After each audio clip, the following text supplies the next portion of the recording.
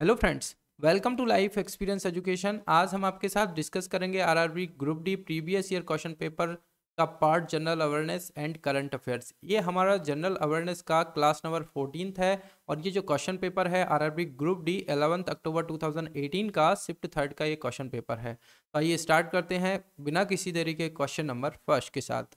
इन 2017 India's टेक होम Mirabai Chanu won gold at the World Weightlifting Championship held in Anaheim United States सी हेल्स फ्रॉम। यानी कि 2017 में भारत की शिखोम मीराबाई चानू ने संयुक्त राज्य अमेरिका में एना में आयोजित विश्व भारोत्तोलन चैंपियनशिप में स्वर्ण पदक जीता। ये किस राज्य से रिलेटेड है?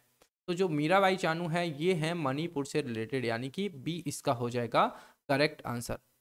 नेक्स्ट क्वेश्चन है, क्वेश्चन नंबर सेकंड है, who one the French open mixed doubles title in 2017। यानी कि कौन 2017 में फ्रेंच ओपन मिश्रित युगल खिताब जीता है? तो ये कौन जीते हैं? रोहन बोपन्ना और गैब्रियल ड्रावोस्की, ये दोनों ने मिलकर ये मिश्रित युगल खिताब जीता है, यानी कि मिक्स डबल्स का टाइटल 2017 का जीता है, यानी कि ए इसका हो जाएगा करेक्ट आंसर। अब टेनिस से क्वेश्चन जो बनते हैं ये बनते हैं, पहले तो होगा ईयर में 4 टूर्नामेंट होंगे, Australian open, French open, Wimbledon और यूएस ओपन। कौन कौन से? ऑस्ट्रेलियन, फ्रेंच, विंबलडन और यूएस ओपन। तो इस बार का जो ऑस्ट्रेलियन ओपन जीता है वो किसने जीता है? नोवेक डिजोकोविक ने। साथ ही में फ्रेंच ओपन राफेल नडाल ने जीता है। विंबलडन इस बार कोरोना वायरस की वजह से हुआ नहीं है और यूएस ओपन जीता है डोमिनिक थीम ने। तो ये क्वेश्चन बनते हैं, इन चारों से एक ना एक क्वेश्चन जरूर पूछा जाता है। अब ये इस टाइप का भी बनने लगा है कि जो ऑस्ट्रेलियन ओपन होता है ये हार्ड कोर्ट पे होता है, फ्रेंच ओपन क्ले कोर्ट पर और विंबलडन ग्रास कोर्ट पे, और यूएस फिर से हार्ड कोर्ट पे होगा। यानी कि दो इनमें से हार्ड कोर्ट पर होंगे और एक एक क्ले और ग्रास कोर्ट पर होंगे। तो इतना कुछ इस क्वेश्चन से रिलेटेड याद रखना है।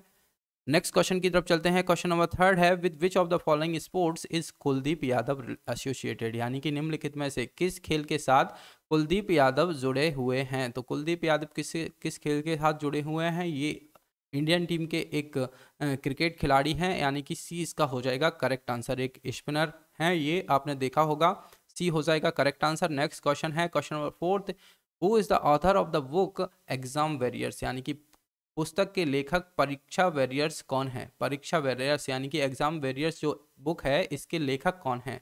तो इसके लेखक हैं हमारे प्राइम मिनिस्टर नरेंद्र मोदी जी, यानी कि सी इसका हो जाएगा correct answer. Question number fifth है, who among the following won the ITIFA women's of the year award at the 15th edition of the International Indian Film Fest Academy Award. यानी कि अंतर्राष्ट्रीय film अकादमी पुरस्कार के 15वें संस्करण में निम्नलिखित में से किसने ITIFA women of the year पुरस्कार जीता है? तो ये अवार्ड किसने जीता था? ये जीता था तापसू पन्नू ने, तापसी पन्नू, यानी कि बी इसका हो जाएगा correct answer. Question number next की तरफ चलते हैं। सिक्स्थ है, who has been elected as the new chairman of Film and Television Institute of India FTID in 2017। यानी कि 2017 में कौन भारत के फिल्म टेलीविजन संस्थान के नए अध्यक्ष के रूप में निर्वाचित किया गया है? तो किसको किया गया था? अनुपम खेर को ही चुना गया था, यानी कि बी इसका हो जाएगा करेक्ट आंसर। नेक्स्ट है, who among the following is an Indian IT industrialist and the co-founder of a multinational corporation providing business consulting technology engineering and outsourcing services। यानी कि निम्नलिखित में से एक भारतीय IT उद्योगपति और एक बहुराष्ट्रीय निगम के सह संस्थापक हैं जो व्यवसाय परामर्श, प्रौद्योगिकी, इंजीनियरिंग और आउटसोर्सिंग सेवाएं प्रदान करते हैं। तो उनका आपको नाम बताना है। तो ये कौन है? N नारायण मूर्ति हैं जो कि ये प्रदान करते हैं, यानी कि बी इसका हो जाएगा करेक्ट आंसर। नेक्स्ट क्वेश्चन है, who among the following become the first Indian gymnast to win an individual medal at gymnastics World Cup at the Hisense Arena. यानी कि निम्नलिखित में से कौन जिम्नास्टिक्स विश्व कप में एरिना में व्यक्तिगत पदक जीतने वाला पहला भारतीय जिम्नास्ट बन गया? तो ये पदक किसने जीता है? अरुणा बुद्धा रेड्डी ने, और ये पहले भारतीय जिम्नास्ट बन गए हैं जिन्होंने व्यक्तिगत पदक जीता है किसमें? जिम्नास्टिक विश्व कप एरिना में। तो डी इसका हो जाएगा करेक्ट आंसर। नेक्स्ट क्वेश्चन की तरफ चलते हैं। As on March 2018 how many participants of Indian origin attended the 46th edition of the Know India Programme KIP, यानी कि मार्च 2018 तक भारत को जानो नॉन इंडियन प्रोग्राम के 46वें संस्करण में भारतीय मूल के कितने प्रतिभागी शामिल हुए हैं? तो कितने जो पार्टिसिपेट हैं उन्होंने पार्टिसिपेट किया है? 40 पार्टिसिपेंट्स हैं, यानी कि 40 जो प्रतिभागी हैं उनको शामिल किया गया है, यानी कि सी इसका हो जाएगा करेक्ट आंसर। नेक्स्ट क्वेश्चन है, before swearing is as the 40th president of India which portfolio did Ramnath Kovind handle, यानी कि भारत के 14वें राष्ट्रपति के रूप में शपथ लेने से पहले रामनाथ कोविंद ने किस पोर्टफोलियो को संभाला था? तो ये बिहार के राज्यपाल हुआ करते थे उस टाइम पर, यानी कि जो राष्ट्रपति बनने से पहले ये बिहार के राज्यपाल हुआ करते थे, यानी कि डी इसका हो जाएगा correct answer, governor of Bihar. साथ ही में बिहार के बारे में बात करें तो बिहार का कैपिटल है पटना, सीएम है, साथ ही में सीएम के बारे में बात करें तो कौन है? नीतीश कुमार सीएम हैं, और गवर्नर कौन है? फागू चौहान यहाँ की गवर्नर हैं। तो इतना कुछ आपको बिहार से रिलेटेड याद रखना है, डी हो जाएगा इसका करेक्ट आंसर। नेक्स्ट क्वेश्चन है, how many seats did Samajwadi party win in 2017 Uttar Pradesh assembly elections, यानी कि समाजवादी पार्टी ने 2017 में उत्तर प्रदेश विधानसभा चुनाव में कितने सीटों को जीता था? तो इन्होंने जीता था 47 सीट्स को, यानी कि 43 सीटों पर इन्होंने जीत हासिल की थी, यानी कि सी हो जाएगा करेक्ट आंसर। नेक्स्ट क्वेश्चन है, the Indian cabinet approved an MOU with which country for cooperation in health sector on March 1 2018, यानी कि भारतीय कैबिनेट 1 मार्च 2018 स्वास्थ्य क्षेत्र में सहयोग के लिए जो देश के साथ एक समझौता ज्ञापन को मंजूरी दी है वो देश कौन सा है? तो किस देश के साथ ये समझौते मंजूरी पर हस्ताक्षर हुए हैं? तो ये हुए हैं जॉर्डन, यानी कि डी इसका हो जाएगा करेक्ट आंसर। अब जॉर्डन के बारे में बात हो रहा है तो यहाँ का कैपिटल क्या है? एमन, मन यहाँ का है कैपिटल। करेंसी क्या है? करेंसी जॉर्डन की क्या है? करेंसी है जॉर्डानियन दिनार, दिनार है यहाँ की करेंसी, और लैंग्वेज क्या है? अरेबिक, अरेबिक लैंग्वेज है। तो इतना कुछ जॉर्डन से रिलेटेड याद रखना है, डी है करेक्ट आंसर। नेक्स्ट क्वेश्चन है, what is the minimum age required to be eligible as a member of Lok Sabha, यानी कि लोकसभा के सदस्य के रूप में पात्र होने के लिए न्यूनतम आयु कितनी होनी चाहिए?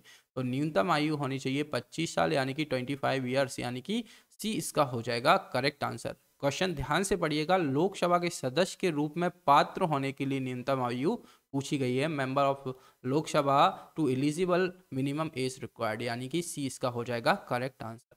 नेक्स्ट क्वेश्चन है, who among the following is associated with doctrine of left, यानी कि निम्नलिखित के बीच कौन चूक के सिद्धांत के साथ जुड़ा हुआ है? तो डॉक्ट्राइन ऑफ लेफ्ट काफ़ी हमने डिस्कस किया है, इंडियन पॉलिटी में भी किया है, साथ ही साथ इंडियन हिस्ट्री में भी हमने इसको काफ़ी आपके साथ डिस्कस किया है। जो लेक्चर सीरीज क्वेश्चंस के थ्रू हमने कंप्लीट किया था इन दोनों टॉपिक को, उनमें हमने इसको डिस्कस किया था। तो डॉक्ट्राइन ऑफ लेफ्ट जब भी आप नाम सुनेंगे तो लॉर्ड डलहौजी इससे रिलेटेड है, यानी कि सी इसका हो जाएगा करेक्ट आंसर। अब ये है क्या डॉक्ट्राइन ऑफ लेफ्ट? ये है राजा का बेटा नहीं होगा तो वो राज्य ब्रिटिश का हो जाएगा। तो इसके तहत कौन कौन से राज्य आए थे? झांसी, नागपुर, उदयपुर, संबलपुर, ये सब राज्य इसके तहत आए थे, और ये आया था किसके टाइम पर? लॉर्ड डलहौजी के टाइम पर, और इन्हीं के नाम पर ये चला है डॉक्ट्राइन ऑफ लेफ्ट, यानी कि ये 1848 से रहे थे 56 तक। और साथ ही में इन्होंने फर्स्ट रेलवे लाइन बिटवीन कहाँ से? बॉम्बे टू थाने 1853 में चलाया था। Telegram line Calcutta to Agra PWD बनाया था। एग्जाम्स, कॉम्पिटिटिव एग्जाम्स जो कि इंडियन सिविल सर्विसेज स्टार्ट हुई थी इन्हीं के टाइम पर हुए थे। और इंजीनियरिंग कॉलेज खोला गया था रुड़की में, तो ये भी इन्हीं के टाइम पर खोला गया था। तो ये सब इनसे रिलेटेड है। और विडो रिवेरिस एक्ट जो आया था 1853 with the help of Ishwar Chandra Vidyasagar, इन्हीं के टाइम पर ये आया था। तो ये सारी चीज़ें इन्हीं के टाइम पर हुई थी। इतना कुछ आपको लॉर्ड डलहौजी के बारे में पता होना चाहिए, सी हो जाएगा करेक्ट आंसर। नेक्स्ट क्वेश्चन है, Gautam Buddha used as the language of the common people to preach, यानी कि गौतम बुद्ध ने कौन सी भाषा का इस्तेमाल किया आम लोगों की भाषा को उपदेश देने के लिए? तो इन्होंने प्राकृत लैंग्वेज, प्राकृत भाषा का उपयोग किया है, जो कि आम जनता के लिए उपदेश देने के लिए। तो ए इसका हो जाएगा करेक्ट आंसर। गौतम बुद्धा से रिलेटेड डायरेक्टली क्वेश्चन बन रहे हैं जो RRB ग्रुप डी है। अभी तक जितने भी क्वेश्चन पेपर दिखे हैं, एक ना एक क्वेश्चन गौतम बुद्धा से रिलेटेड इन्होंने दिया ही है। तो इससे रिलेटेड सारे फैक्ट्स आपको तैयार कर लेने हैं, क्योंकि अभी आरआरबी ग्रुप डी अभी हाल ही में होने वाली है, क्योंकि एनटीपीसी खत्म होने वाला है मार्च एंड तक, उसके बाद आरआरबी ग्रुप डी स्टार्ट होगा। नेक्स्ट क्वेश्चन की तरफ चलते हैं। Which of the following is the capital of Ireland, यानी कि निम्नलिखित में से आयरलैंड की राजधानी क्या है। तो आयरलैंड की राजधानी क्या है, डबलिन, यानी कि सी इसका हो जाएगा करेक्ट आंसर। नेक्स्ट क्वेश्चन है which of the following is the currency of Botswana, यानी कि निम्नलिखित में से कौन बोत्सवाना की मुद्रा है। तो इनकी मुद्रा क्या है, पूला। पूला एक करेंसी है जो कि बोत्सवाना की है, यानी कि डी इसका हो जाएगा करेक्ट आंसर। नेक्स्ट क्वेश्चन है Nagpur is a famous for, Nagpur किसके लिए प्रसिद्ध है। सेब, संतरे, जूट, केसर।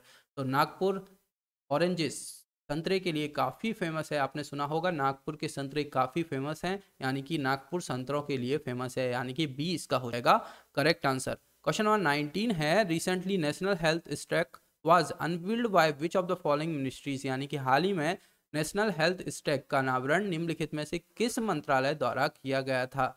तो ये स्टार्ट किया गया था किस मंत्रालय के द्वारा, नीति आयोग के द्वारा, यानी कि डी इसका हो जाएगा करेक्ट आंसर। नीति आयोग के बारे में आपको पता होना चाहिए, इसका पहले नाम क्या हुआ करता था, प्लानिंग कमीशन इसका पहले नाम हुआ करता था। अब जो नीति आयोग है इससे रिलेटेड एक और क्वेश्चन पूछा जाता है, नीति का फुल फॉर्म भी पूछ लिया जाता है। तो national Institution for Transforming India क्या है, national Institution for Transforming India इसका फुल फॉर्म है। और इसका जो फॉर्मेशन हुआ है, गठन हुआ है अभी हाल ही में 1 जनवरी 2015 को इसका फॉर्मेशन हुआ है, क्योंकि पहले इसका नाम प्लानिंग कमीशन था, तो अब बदल कर रखा गया है 1 जनवरी 2015 को इसको चेंज करके नीति आयोग तैयार किया गया है। हेडक्वार्टर कहाँ पर है, न्यू दिल्ली, न्यू दिल्ली में इसका है हेडक्वार्टर। और साथ ही में पूछा जाए चेयरपर्सन, तो जो चेयरपर्सन इसके होते हैं, इंडिया के जो प्राइम मिनिस्टर हैं वो इसके चेयरपर्सन होते हैं, यानी कि प्रेजेंट टाइम पर अभी कौन है, नरेंद्र मोदी जी नीति आयोग के चेयरपर्सन हैं। अब साथ ही में ये तो सभी को पता रहता है, इसलिए 22 चेयरपर्सन पूछा जाता है। तो 22 चेयरपर्सन कौन है, राजीव कुमार। और सीईओ कौन है, सीईओ तो ये हैं अमिताभ कांत। इतना कुछ आपको नीति आयोग से रिलेटेड याद रखना है, काफ़ी फैक्ट्स ये पूछे जाते हैं, इससे रिलेटेड डी हो जाएगा करेक्ट आंसर। फुल फॉर्म भी काफ़ी बार पूछा गया है इसका, National Institution for Transforming India, D है करेक्ट आंसर। नेक्स्ट क्वेश्चन है who launched Darpan the digital advancement of rural post office for a new Delhi to improve the quality of service, add value to services and achieve finance inclusion of unbanked rural population, यानी कि सेवा की गुणवत्ता में सुधार, सेवाओं में मूल्य जोड़ने और बिना बैंक वाले ग्रामीण आबादी के वित्तीय समावेश को प्राप्त करने के लिए दर्पण यानी कि ग्रामीण डाकघर का डिजिटल एडवांसमेंट किसने शुरू किया है। तो पहले तो दर्पण का फुल फॉर्म आपको याद रखना है, the digital advancement of rural post office of flora new Delhi. तो ये किसके द्वारा, किसने शुरू किया है, तो ये शुरू किया है the union ministry of communication के द्वारा, यानी कि संचार मंत्रालय के द्वारा इसको शुरू किया गया है। तो डी इसका हो जाएगा करेक्ट आंसर। ये आज की सीरीज का हमारा लास्ट क्वेश्चन था। लेक्चर आपको पसंद आए तो लाइक और शेयर आप जरूर किया कीजिए अपने फ्रेंड्स के साथ, और साथ ही में लाइफ एक्सपीरियंस एजुकेशन चैनल के साथ जुड़ने के लिए आप चैनल को सब्सक्राइब भी कीजिए। साथ ही में हमारे सोशल मीडिया हैंडल्स हैं, इंस्टाग्राम, फेसबुक पेज है, टेलीग्राम चैनल है, लाइफ एक्सपीरियंस एजुकेशन नाम से आप हमें यहाँ भी फॉलो कीजिए। Thank you.